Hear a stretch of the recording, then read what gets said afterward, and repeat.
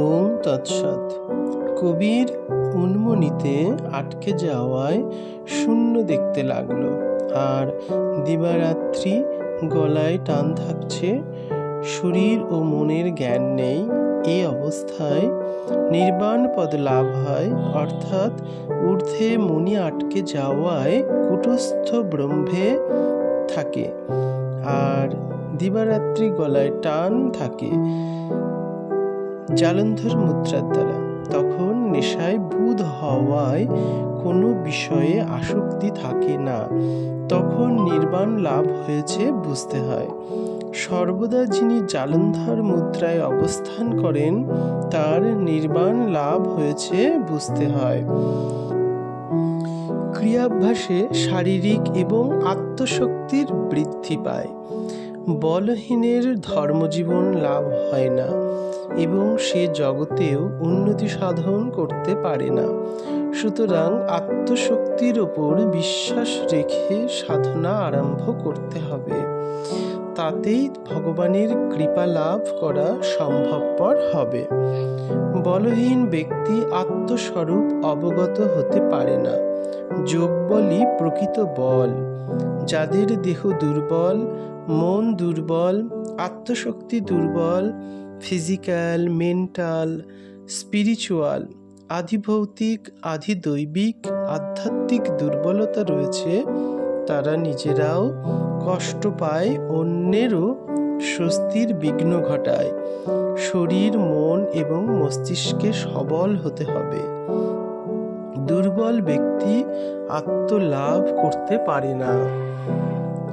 ব্যায়াম নিত্য নিয়মিতভাবে করা উচিত।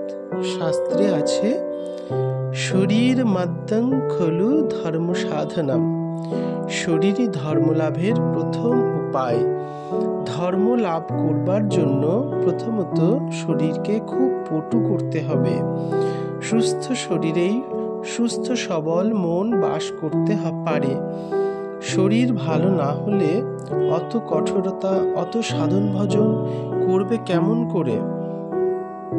তোমাদের তো পালোয়ান হতে হবে না, শরীর ভালো রাখার জন্য ব্যায়াম করা। শরীর রুগ্ন হলে দিনরাত তো দেহের সেবাতেই অস্থির থাকতে হবে। ধ্যান, জপ, সাধন ভজন, পড়াশোনা বা কাজকর্ম কখন করবে?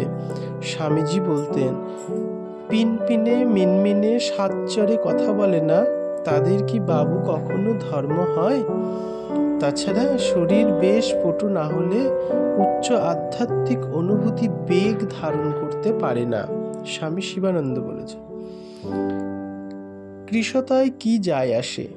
দুর্বল না হইলেই হইল। দুর্বলতায় লজ্জার।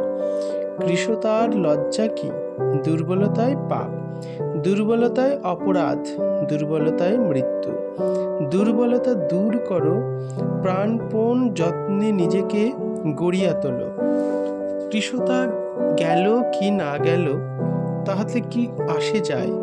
এই কৃশতা যদি দুর্বলতারই ফল হইয়া থাকে, তাহা হইলে সবল হইবার চেষ্টা দ্বারাই কৃশতা অনেকটা নিবারিত হইবে।